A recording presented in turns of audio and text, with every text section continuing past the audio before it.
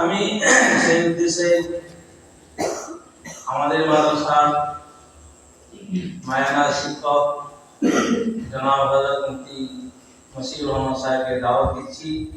উনি আসবেন এবং তোমাদের একটা গাইডলাইন, তোমাদের একটা নির্দেশ, সারা বছর কিভাবে কিভাবে মাদ্রাসায় থাকা দরকার সেই সম্পর্কে আলোচনা করবেন।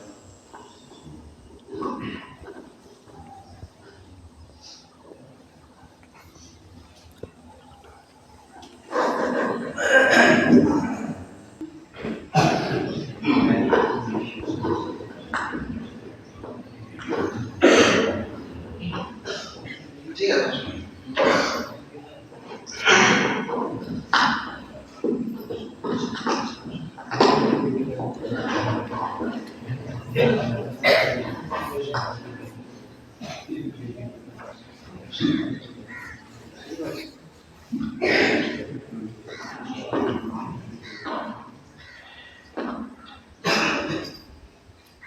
الحمد لله كفى وسلام على عباده الذين اصطفى أما بعد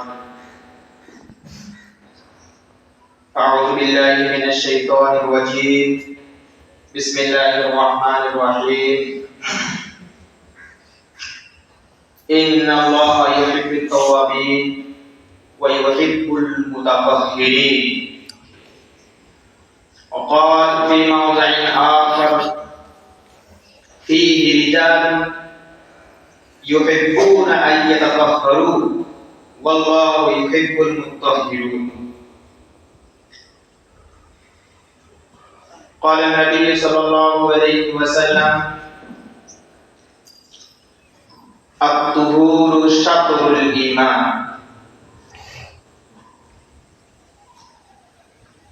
সুপ্রারম্ভে সর্বপ্রকার প্রশংসা ধ্বনিত হোক বিশ্ববিধাতার আরশে আজিমে, যিনি বিশ্ব ব্রহ্মাণ্ডের অদ্বিতীয় নিয়ন্তা।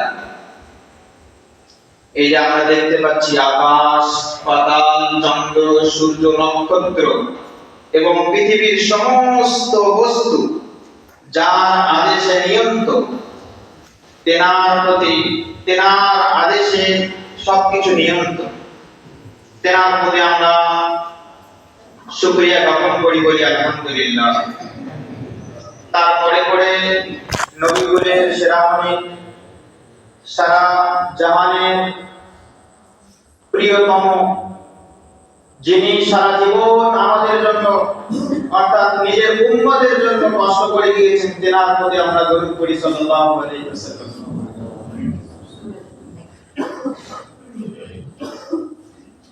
ভাই, আজকে সর্বপ্রথম সম্মানিত এখানে সমস্ত আসাদের নামগণ, খাস করে আমাদের মুহতামিম সাহেব এখানে রয়েছেন, এছাড়া দূর দূরান্ত থেকে আগত সবাইকে আমার অন্তরের অন্তরস্থল থেকে সালাম বলি, আসসালামু আলাইকুম ওয়া রাহমাতুল্লাহ। সবাইকে আমাদের এই মাদ্রাসা তালিমুল কোরআনে ইস্তেকবাল করা হচ্ছে। আজকে যে বিষয়ে বসা হয়েছে, যে আলোচনা হবে, তোমাদের এই যে ইলমি সফরে, ইলমি লাইনে সারা বছর এই মাদ্রাসায় তোমাদেরকে কি করে কাটানো দরকার, কেমন ভাবে এই মাদ্রাসায় সময় কাটানোর প্রয়োজন, সেটা তোমাদের একটা গাইডলাইন বলানো হবে। আশা করি তোমরা মনোযোগ সহকারে শুনবে এবং এর উপরে আমল করার চেষ্টা করবে। আমাকে দারুল ইকামা বিষয়ে কিছু বলার আদেশ করা হয়েছে। তাই দারুল ইকামা বলতে ছাত্রাবাস, যেখানে আমরা থাকি। আমাদের এই ছাত্র জীবনে, মাদ্রাসা জীবনে যদি আমরা দেখি তো 24টা ঘন্টা আমরা দুটো জায়গায় কাটাই। প্রথম জায়গা হচ্ছে দরসগাহ, ক্লাসরুম। ক্লাসরুমে আমরা সবক দরস নেই, পড়াশোনা করি। দ্বিতীয় জায়গা হচ্ছে সেটা ছাত্রাবাস, থাকার জায়গা, দারুল ইকামা। আমাদের যে সময়টা ওখানে কাটবে মানে পড়াশোনার সময় ছাড়া বাকি সময়টা যে আমাদের দারুল ইকামায় কাটবে, এই সময়টা আমাদেরকে এমন ভাবে কাটাতে হবে যেন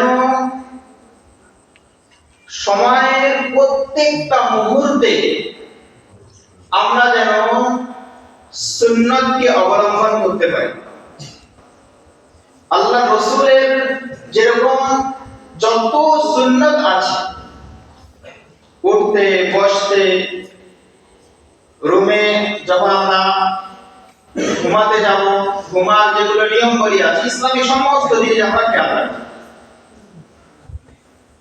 দারুল ইকামায় থাকতে গিয়ে আমাদের অনেক কিছু খেয়াল রাখতে হয়। তার মধ্যে থেকে আমি বলবো সেটা হচ্ছে, যেটা গুরুত্বপূর্ণ একটা বিষয়, সেটা হচ্ছে পরিষ্কার পরিচ্ছন্নতা। পরিষ্কার পরিচ্ছন্নতার বিষয়ে কোরআন এবং হাদিস থেকে এবং সাহাবীদের আকওয়াল এবং আমাদের ইসলামের একটা মিজাজ বলতে পারেন। মিজাজ হচ্ছে এটাই যে আমরা পরিষ্কার পরিচ্ছন্নতাকে এমন ভাবে অবলম্বন করি যেন আমাদের ভিতরে নোংরা শব্দটা এবং নোংরামি জিনিসটা আমাদের ভিতরে যেন না আসে, এইরকম ভাবে আমাদের চলতে হবে। পরিষ্কার পরিচ্ছন্নতায় খুব গুরুত্ব দেওয়া আছে আমাদের ইসলামের মধ্যে। কোরআনের মধ্যে যে আয়াতটা আমি তেলাওয়াত করলাম, ইন্নাল্লাহা ইউহিব্বুত তাওয়াবিন ওয়া ইউহিব্বুল মুতাতাহহিরিন, আল্লাহ তাআলা তওবাকারীদের পছন্দ করে এবং যারা পরিষ্কার পরিচ্ছন্নতা অবলম্বন করে, পরিষ্কার পরিচ্ছন্নতা অবলম্বন করে তাদেরকে আল্লাহ তাআলা পছন্দ করে। শুধু পরিষ্কার পরিচ্ছন্নতা নয়, বরং অতি পরিষ্কার পরিচ্ছন্নতাকে অবলম্বন করে। মানে আমাদেরকে খুব পরিষ্কার পরিচ্ছন্নতার দিকে লক্ষ্য রাখতে হবে। আমাদের খেয়াল রাখতে হবে আমাদের আশেপাশে কোনো দিকে যেন নোংরা জিনিসটা না থাকে। এটা স্বাভাবিক, মানুষের একটা ফিতরি, মানুষের একটা অভ্যাস।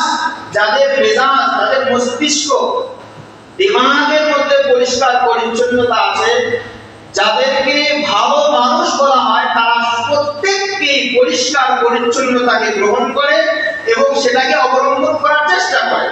সামনে আশেপাশে যত নোংরা জিনিস থাকে সেটাকে দূর করার প্রচেষ্টা করে। সেজন্য আমাদেরকে খেয়াল করতে হবে আমরা যেন কোনো ধরনের আশেপাশে নোংরা জিনিস দেখলে আমরা যেন সেটাকে পরিষ্কার করার চেষ্টা করি। এটা তো আসল আম কথা। এর সঙ্গে মাদ্রাসার যে একটা নিয়ম আছে, মাদ্রাসার নিয়ম তোমাদেরকে বলা হবে এবং দারুল ইকামার যে নাজিম আছেন উনি আপনাদের বলবেন এবং ওই বিষয়ে তোমাদের যে একটা নিয়ম করে দেওয়া হবে, পালা বা বাড়ি সিস্টেমে যেটা নিয়ম করা হবে সেটা প্রত্যেকেই তার উপরে আমল করার চেষ্টা করব। যেমন প্রত্যেক ছাত্রের যে রুমে যত ছাত্র থাকে প্রত্যেকের লিস্ট করে পালা সিস্টেমে ঝাড়ু প্রত্যেকদিন একবার করে সবাইকে করতে হবে।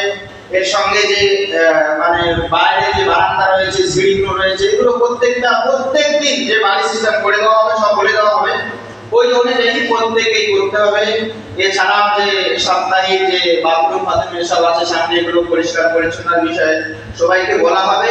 আর বাড়ি যে করা হবে পাড়া সিস্টেম, ওই সিস্টেমে আমরা প্রত্যেকেই মনোযোগ সহকারে করব। এতে প্রচুর উপকার, এর নিজেরও উপকার এবং যদি দেখি শারীরিক লাইনে সওয়াবের দিক দিয়ে প্রচুর নেকি। আমাদের আকাবিরগণ প্রচুর পরিষ্কার পরিচ্ছন্নকে খেয়াল করতেন এবং তারা এমনকি তারা যেখানে থাকতেন সেখানে শুধু নয় বরং সমস্ত জায়গায়, এমনকি আকাবিরদের ঘটনায় বোঝা যায় তারা যখন ট্রেনে সফর করতেন ট্রেনের মধ্যে কোনো নোংরা থাকলে সেটাও পরিষ্কার করার চেষ্টা করতেন। যদি এমন নোংরা হয়ে যায় যে সেটাকে পরিষ্কার পরিচ্ছন্নতা করার জন্য মানুষ চাচ্ছে না কিন্তু ওনারা তৈরি করে, এরকম অনেক আকাবিরদের আমাদের ঘটনা রয়েছে। এই জন্য আমরা খেয়াল করবো পরিষ্কার পরিচ্ছন্নতা খুব খেয়াল রাখবো।